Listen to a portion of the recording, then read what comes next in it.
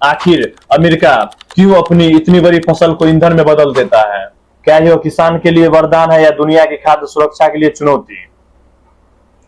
आइए जानते हैं अमेरिका के कौन इथेनॉल मॉडल की पूरी कहानी। अमेरिका में इथेनॉल मूल रूप से मक्के यानी कॉर्न से बनाया जाता है। अमेरिका के साइंटिस्ट हेनरी फोर्ड 1908 में लॉन्च की गई मॉडल टी कार को इथेनॉल या गैसोलीन दोनों पर चलाने के लिए डिजाइन किया गया था। हेनरी फोर्ड का मानना था कि किसान ही भविष्य में ईंधन पैदा करेंगे। 1973 के तेल संकट के बाद अमेरिका ने वैकल्पिक रूप से ईंधनों की खोज तेज की। अमेरिकी सरकार ने इथेनॉल उत्पादन को बढ़ावा देना शुरू किया। मक्का आधारित इथेनॉल उद्योग तेज से विकसित हुआ। मक्के के दोनों में मौजूद स्टार्च को पहले शुगर में बदला जाता है, फिर ईस्ट की मदद से उसका क्यून करके इथेनॉल तैयार किया जाता है। अमेरिका में बनने वाले लगभग सभी फ्यूल इथेनॉल का प्रमुख स्रोत मक्का है। सुप्रीम कोर्ट तक E20 नीति या याचिका पहुंची जिसमें मांग की गई कि E10 और नॉर्मल पेट्रोल दोनों विकल्प उपलब्ध है, पुराने वाहनों को बीमा प्रोटेक्शन मिले। E20 पर प्रति लीटर सरकारी योजना सब्सिडी देने पर विचार हो। आपके मन में एक सवाल उठ रहा होगा, अगर इथेनॉल इतना ही सस्ता और फायदेमंद है तो फिर अलग से सब्सिडी की मांग क्यों उठ रही है? इथेनॉल बनाने वाली कंपनियां कहती है कि इससे किसानों को फायदा होगा, तेल आयात कम होगी और प्रदूषण कम होगा।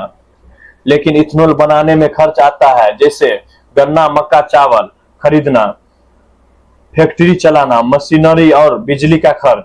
अगर बाजार में पेट्रोल के मुकाबले इथेनॉल महंगा पड़ता है तो कंपनियां सरकार से सब्सिडी या आर्थिक मदद मांग सकती है ताकि कीमत कम रखी जा सके। सरकार भी कभी कभी सब्सिडी इसलिए देती है ताकि नया उद्योग तेजी से बढ़े और किसान को बाजार मिले।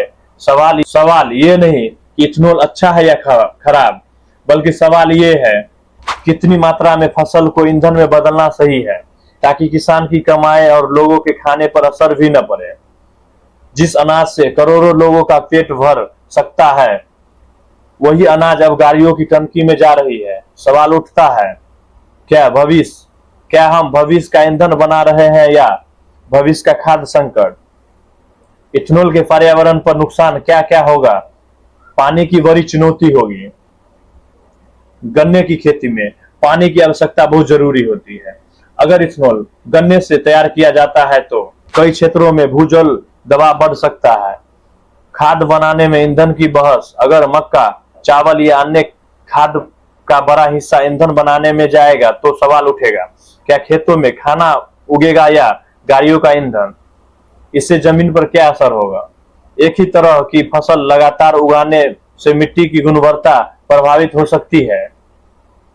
अगर आप समझ गए होंगे कि इथेनॉल कोई जादुई पदार्थ नहीं है, बल्कि गन्ने, मक्का या अन्य कृषि उत्पादों से वैज्ञानिक द्वारा बनाया गया।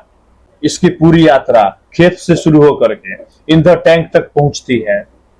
आज अमेरिका दुनिया का सबसे बड़ा इथेनॉल उत्पादन देश है।